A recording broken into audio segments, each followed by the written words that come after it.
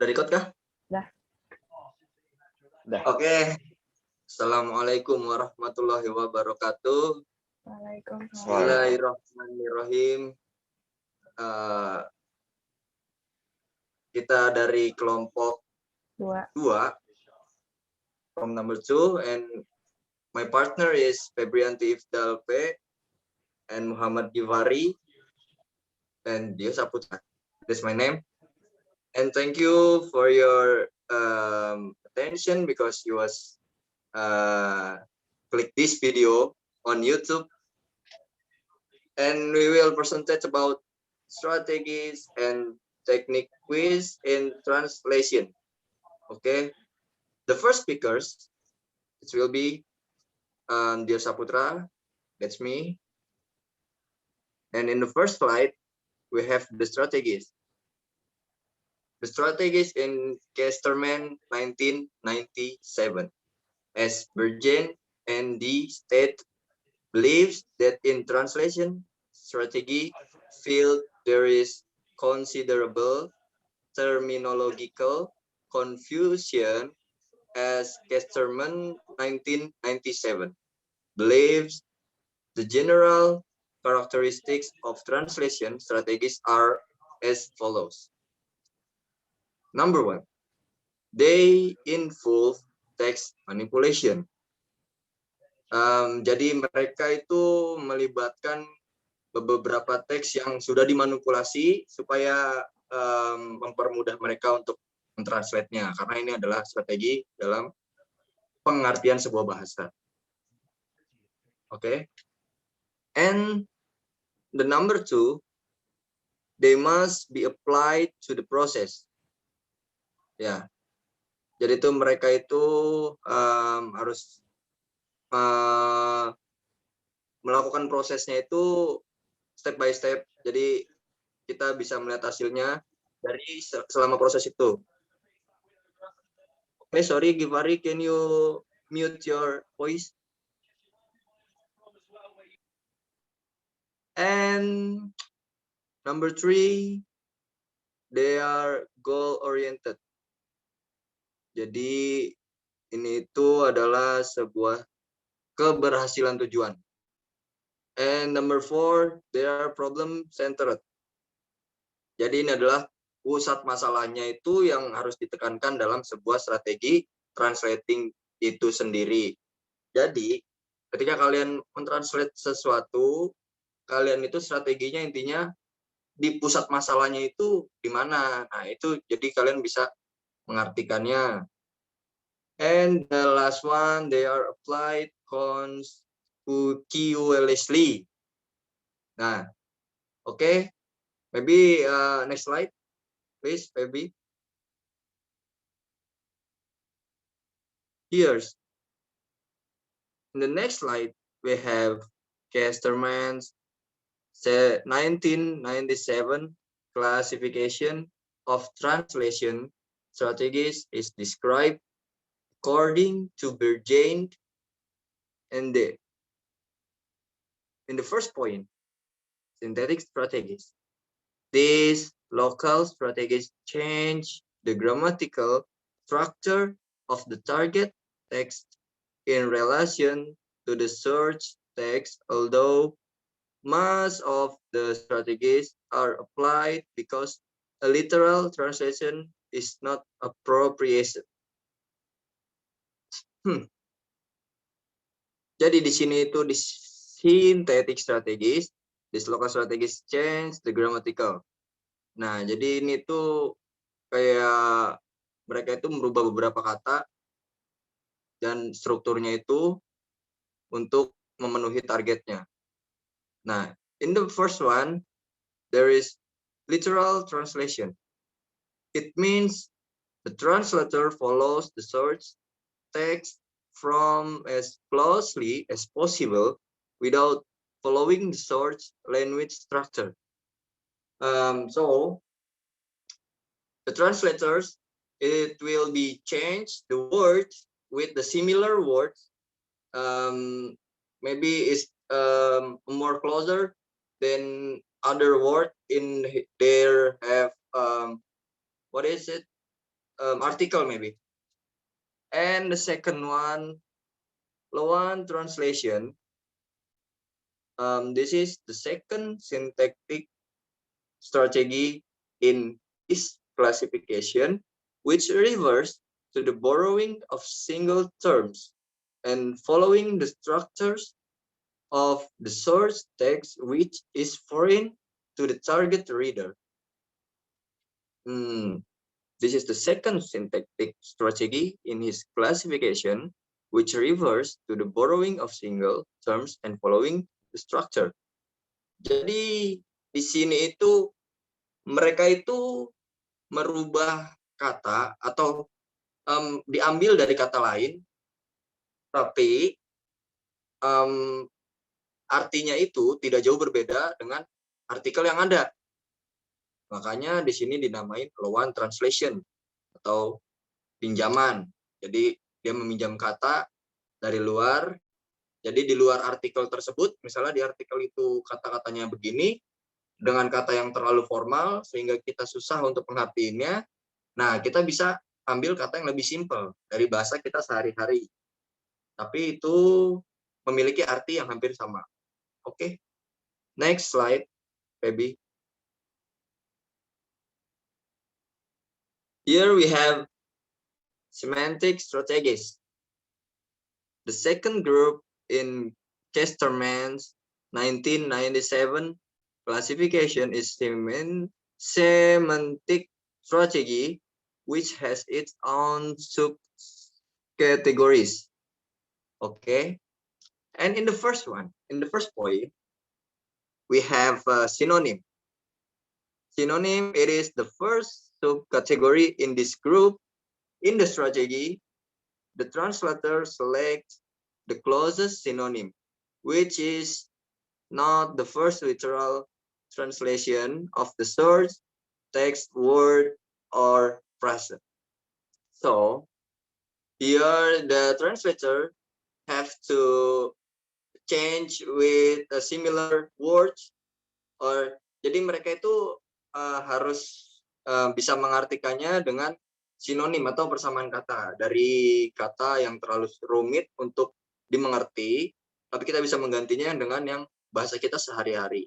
Namun tidak mengurangi tingkat kebakuan bahasa yang akan diartikan nantinya. Okay, and in the number one, antonymy. In this strategy, the translator uses a word with the opposite meaning. This word mostly combines with negation. Nah, di sini tentu saja kita sudah tahu kalau antonim itu adalah sebuah lawan kata. Nah, jadi saya tidak perlu menjelaskannya lebih dalam, mungkin kalian sudah tahu. And we will next to be number 3. Number 3 is eponymy. Eponymy, it means using a member of larger category. And also hypernym. Hypernym is a related superordinate term which describes the entire category with a broader term. Jadi eponymy ini adalah sebuah kata yang memiliki kemiripan dengan kata yang ada di dalam sebuah artikel tersebut.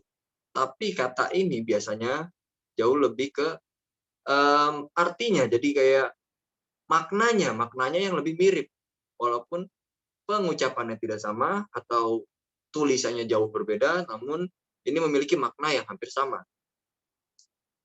And then the last one, we have converses. This strategy refers to pairs of opposites expressing similar semantic relationships from the opposite perspective. Jadi ini nggak jauh berbeda ya guys, karena the strategy refers to pairs. Jadi ini tuh nggak jauh berbeda sama yang tadi saya jelaskan di atas. Ini hanya pelengkap saja. Oke, lanjut next.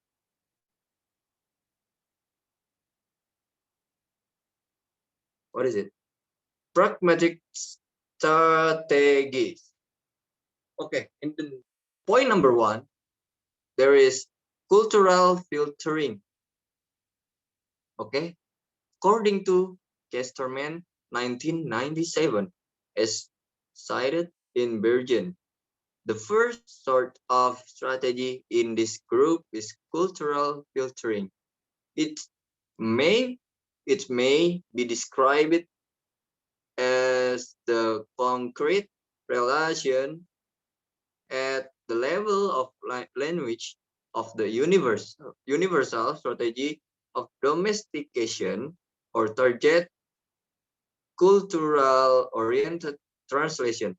This strategy is general used while translating culture bound items. Jadi guys, di sini itu ada kultural atau ya bisa diartikan seperti adat atau budaya lah gitu ya. Jadi di sini tuh it may be described as the concrete relation at the level of language. Jadi mereka itu memiliki strategi dengan cara misalnya kayak menggunakan kata yang bertingkat gitu. Jadi misalnya kalian itu bahasa ibu dari awal, jadi kita translate dulu ke sana, baru nanti ke bahasa baku kita. Nah, seperti itu kira-kira. Nah, selanjutnya, the second point, explicitness change. In explicitness change strategy, some information of the search text may be added or deleted to make the text more or less explicit. The explicitness. The explicitness itu mereka itu jadi memiliki strategi dengan merubah kata beberapa bagian. Jadi informasi of the source text may be added. Jadi belum tentu sebuah informasi yang kalian baca itu akan ditaruh semuanya. Jadi dia itu bisa merubah beberapa maknanya, tapi tetap tersampaikan.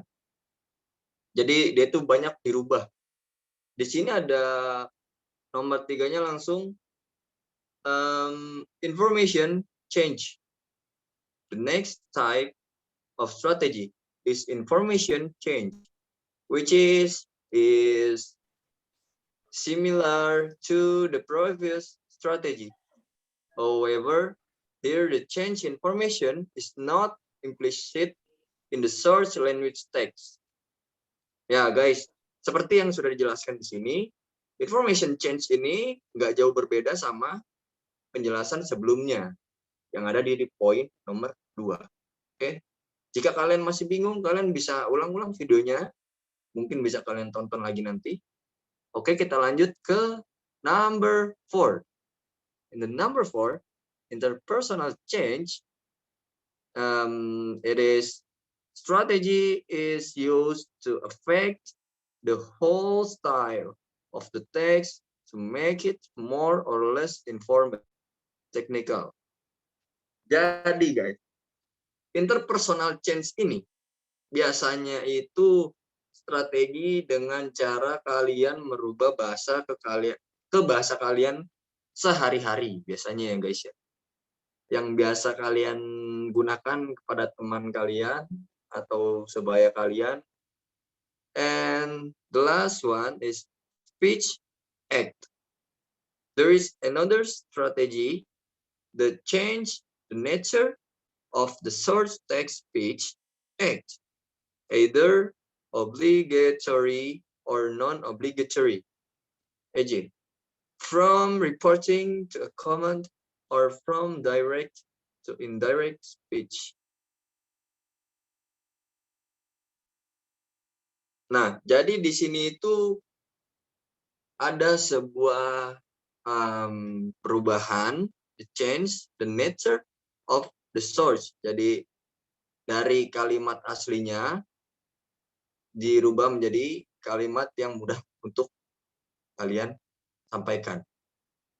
Mungkin seperti itu saja. Dan kita lanjut ke halaman berikutnya. The techniques. Technique which maybe will describe with my partner, Givari or Febri. Givari ya? It's my ini. Jadi di sini ada the techniques. There are different techniques of translations. Yang pertama itu ada borrowing. Borrowing is translations technique that involve using the same word or expression in original text in the target text. The word or expressions borrowed is usually written in italic. This is about reproducing an expression in the original text as is. In this sense, it is a translations technique that does not actually translate. Jadi di materi borrowing, jadi itu teknik ini adalah teknik yang melibatkan penggunaan kata atau ekspresi yang sama dalam teks asli, dalam teks target.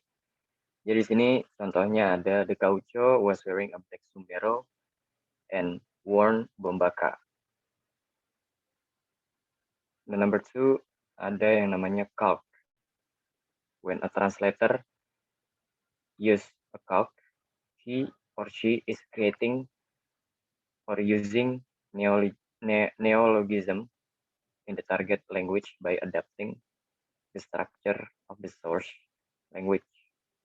Jadi maksud dari the calque ini adalah dia membuat atau menggunakan neologisme dalam bahasa target dengan mengadopsi struktur dari sumber tersebut.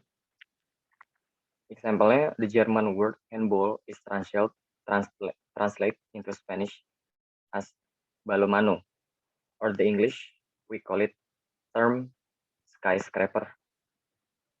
Next, baby.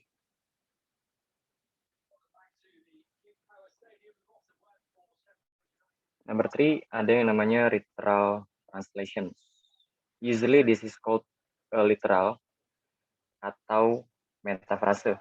This means a word for a word translations achieving in the text in the target language which is as correct as it idiomatic. Jadi ini tuh biasanya diterjemahkan dari literal atau mengubah ke metafrase. Ini berarti terjemahan itu dari kata ke kata, dari teks ke teks, mencapai teks dalam bahasa target yang sama. Tapi dengan sistem yang idiomatik.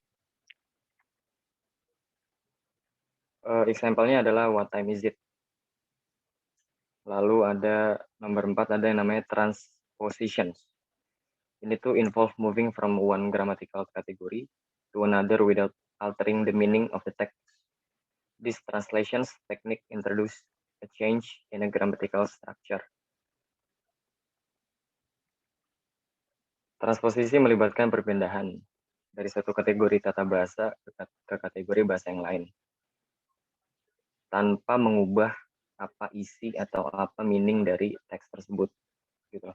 Teknik penerjemahan ini memperkenalkan perubahan dalam struktur tata bahasanya aja. Gitu.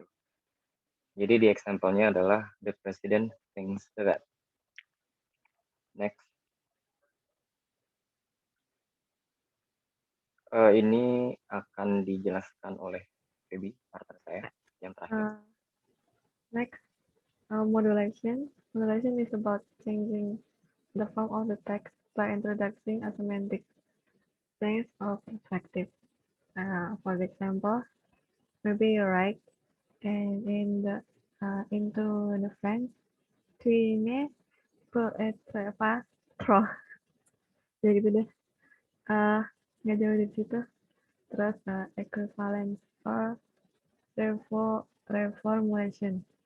This is a translation technique which use a completely different expression to transmit the same reality. Through this technique, names of institutions, interjection, idioms, or proverbs can be translated. And this is the example. And the last one, adaptation. Adaptation, also called cultural substitution or cultural equivalence, is a cultural element which replaces the original text with one that is better suited to the culture of the target language. This achieves a more familiar and comprehensive text. For the example, baseball to football. And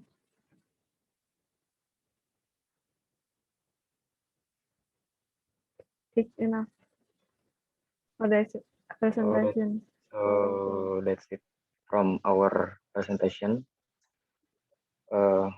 Maaf jika dari kelompok saya yang telah mempresentasikan materi ini kurang baik atau kurang jelas. Selebihnya mohon maaf. Saya Gifari, Dio, dan Feby mengundur diri. Assalamualaikum warahmatullahi wabarakatuh. Waalaikumsalam warahmatullahi wabarakatuh. Warahmatullahi wabarakatuh. Thank you. Thank you.